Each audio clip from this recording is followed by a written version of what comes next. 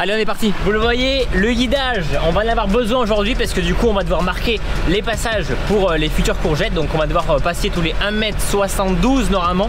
Et évidemment avec le guidage ça va être bon. Le guidage on l'a installé il y a quelques jours, je vous l'ai filmé évidemment. Je vous ai tout filmé, l'installation, la pose, le calibrage. Donc je vous mets de passage et on se retrouve directement dans le champ. Bon, vous l'avez compris, hein, en installant un guidage, donc là la personne qui est là pour installer, donc de la marque Swiverken, si j'arrive bien à le prononcer, elle n'est pas encore arrivée, mais ce que je vais faire c'est que moi je vais commencer à démonter le volant. Il m'a dit mets du dégrippant parce qu'en général chez les Newland c'est toujours pareil, c'est hyper compliqué à démonter le volant. Je pense que ça n'a jamais été vu sur un T4. Et ah voilà. On n'avait pas de truc plus petit donc on a fait avec ça. Bon les amis, on se retrouve, donc là on est avec Philippe de chez Swiverken et on est là pour installer un petit guidage, donc je te laisse te présenter rapidement. Et voilà, donc Philippe Fournier, donc j'ai créé la société Intrax qui est le distributeur de la marque Swiverken, des guidages automatiques qu'on peut installer sur tout type de tracteur, d'un tracteur de 40 chevaux jusqu'à 400 chevaux et là en l'occurrence on est sur 55 chevaux donc 55 chevaux. Intrax donc c'est une société qui fait de la distribution de ces systèmes de guidage, systèmes qui sont déjà assez populaires dans d'autres pays, qui ont commencé en France il y a environ 6 mois et donc je suis un des distributeurs pour le marché français. On a déjà pas mal de clients qui tournent avec depuis 6 mois environ. On a même installé des moissonneuses batteuses qui sont en train de battre en ce moment. Ça c'est fou ça, donc ok. Bah nous on va installer ça, il y en a pour... Alors on a galéré, je vais vous montrer un petit peu du coup. Mais ce matin on a mis je pense une demi-heure, 3/4 d'heure, peut-être plus, à enlever ce volant. Alors le tracteur est neuf hein, mais on a galéré à enlever le volant. Là on aura donc le volant qui sera remplacé hein, parce que forcément c'est le volant qui va tourner et qui va nous guider le tracteur. C'est pas un truc automatique dans les roues ou quoi. Et là du coup on peut en parler un peu, mais du coup tu as mis un capteur de roue. Exactement, c'est un capteur d'angle qui va permettre de savoir comment est orienté le volant. Et ensuite sur le toit on aura l'antenne et l'antenne va permettre de voir comment est incliné le tracteur, soit d'avant en arrière, soit également le roulis sur la droite-gauche. Ouais, donc on est en dévers, ça fonctionnera quand même. Exactement, parce qu'il y a un gyroscope à l'intérieur qui permettra de savoir comment est orienté le tracteur et corriger le signal. Et ça c'est plus quand on roule vraiment lentement, non le cas... Exactement, donc à très faible vitesse on peut travailler jusqu'à 0,3 km/h environ. Donc ça permet de pallier. Nous on est à 0,45 jusqu'à 0,50 quand on fait les melons. Impeccable. Donc c'est bon, c'est parfait. Là on est en train de se faire les trous pour la plaque qu'on va fixer sur le toit. Bon les amis, là on va faire un truc, on va passer ce câble qui va ressortir au niveau des distributeurs pour brancher la tablette, etc. Donc là on va brancher ça sur la batterie, ce câble, et on va le faire passer tout le long. On va essayer de faire ça à peu près proprement, même si bon c'est pas très grave si ça dépasse pour maintenant. Et là c'est là, la tablette sera là. Voilà, on va la mettre ici de façon à ce qu'elle soit pas très loin. Ouais, c'est ce que j'imaginais. Et regardez tout ce qu'on a trouvé sous le tapis. Une feuille, plein de petits trucs, des pièces, ça. On a trouvé un rivet cassé, c'était là. Voilà.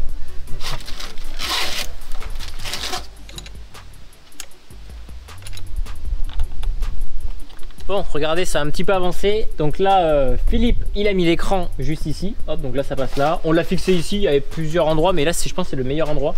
Comme ça, de la cabine, on a accès directement. Donc les câbles, c'est pareil. Hein, donc on a fait passer le câble depuis la batterie, ça passe dessous. Hop, hop, hop. Là, pareil, le capteur d'angle.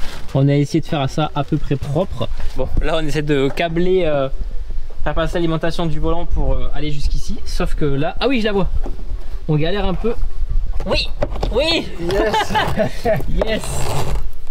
Là regardez, on est en train de fixer l'antenne au toit. Donc la petite plaque noire au centre, là on l'a peint avec mon père. Donc t'en penses quoi du peignage? Vous avez bien travaillé, je suis fier de vous. Yes. Bon, allez, on va enfin mettre en route, voir si tout fonctionne, voir si les branchements qu'on a fait, on s'est pas foiré. Alors dis-moi comment il faut faire. Alors, on met l'alimentation générale sur un et derrière on a un bouton. Ah, ça fonctionne. Super. Nickel. J'ai bien branché. On va le mettre en français. Français, même si le tracteur préférait que ce soit du turc. Apparemment. Donc là on est en train de mesurer, là du coup ça sera l'empattement avant, l'empattement arrière et distance entre les roues, etc. Sur la tablette pour les réglages, pour que le guidage sache un petit peu le gabarit du tracteur. Donc là on est à RTK. Donc là on vient d'activer l'RTK les amis. On a mis l'antenne RTK qui se trouvait le plus proche. C'est ça, hein? C'est ça, ouais. 1 mètre, 2 mètres. Donc là on a fait 50 mètres, maintenant je fais confirmer le point B. Voilà, parfait. Et après, là tu fais ton demi-tour et tu reviens sur le point B, pile poil. Vas-y maintenant. Et là j'avance. Et là tu vas voir, il va guidonner droite-gauche et c'est normal. Oh. C'est perturbant au début. Si je fais un demi-tour vers la gauche, de combien je me décale? Ah ouais. Comme comment se comporte ton antenne et tout ça, c'est des... Ouais, en fait, il calibre tout dès le départ. Ouais. Donc au début, c'est normal qu'il fasse un petit peu des... Okay. On peut régler l'agressivité de correction. Okay. C'est-à-dire que là, garde en tête que l'antenne elle est au-dessus du toit. Donc quand tu tombes dans un trou, forcément ça va décaler. Ouais. Donc lui, il ne faut pas regarder toujours la valeur instantanée, mais il faut regarder la valeur moyenne, puisqu'en fait c'est la valeur sous ton siège ou la moitié de ton outil qui est importante. Ouais. On peut s'amuser si tu veux à mettre des cônes. J'ai amené des cônes de couleur. Ah ouais, carrément. On va les poser par terre et puis on va mesurer les fameux 3 mètres et tu verras qu'on a exactement la différence. Qu'est-ce qu'il y a? Oh merde, j'ai pas fait gaffe, désolé. Oh non, désolé, j'ai pas fait. C'est comme un chapeau. J'ai roulé sur son cône. Il met les cônes derrière et on va voir si après ça retombe au bon endroit. Donc là, regardez, on s'est mis ici. Donc là, ce qui fait que le point de départ, ça sera là automatiquement. Et on va voir. Vas-y, tant que tu veux.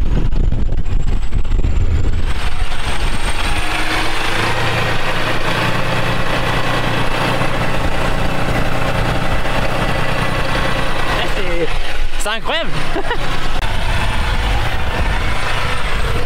Bon, on vient de rentrer à la ferme, donc on a testé le guidage, comment ça fonctionnait. Donc Philippe, merci beaucoup. Avec plaisir. C'était cool. Ouais. Grande question, c'est si les gens veulent s'en procurer un, ils font comment? Tout simplement, ils nous contactent, donc on va vous donner mes coordonnées. Ouais, en description de la vidéo, il y aura son mail.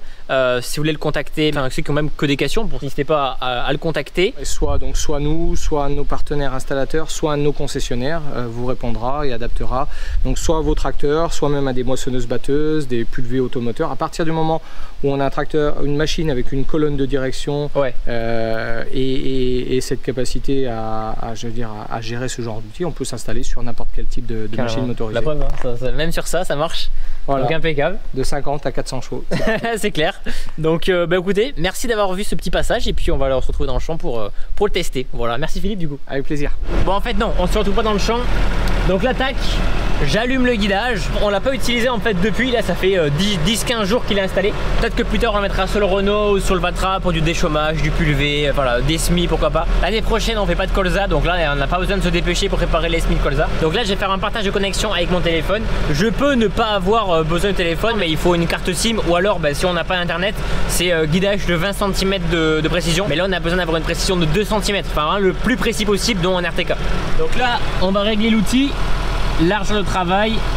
Et là on avait mis 1,70 m, mais en fait c'est 1,73 m. Enfin on reverra dans le champ s'il y a besoin. Donc 1,73 m.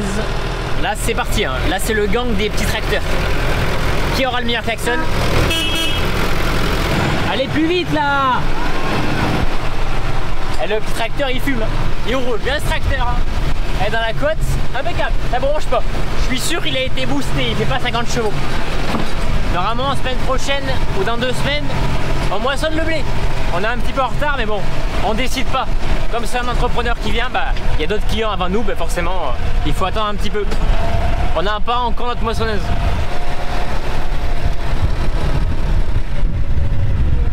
Bon là du coup regardez, je me suis positionné, je fais du coup nouvelle ligne, donc mon point A.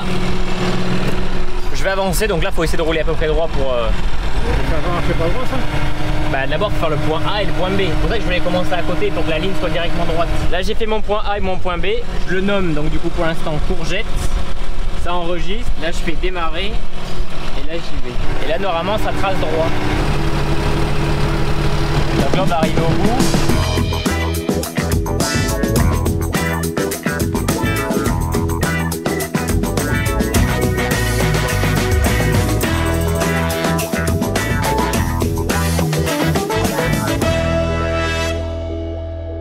C'est top, hein, ça repasse parfaitement droit dans le passage d'avant. Et voilà, je fais plus rien.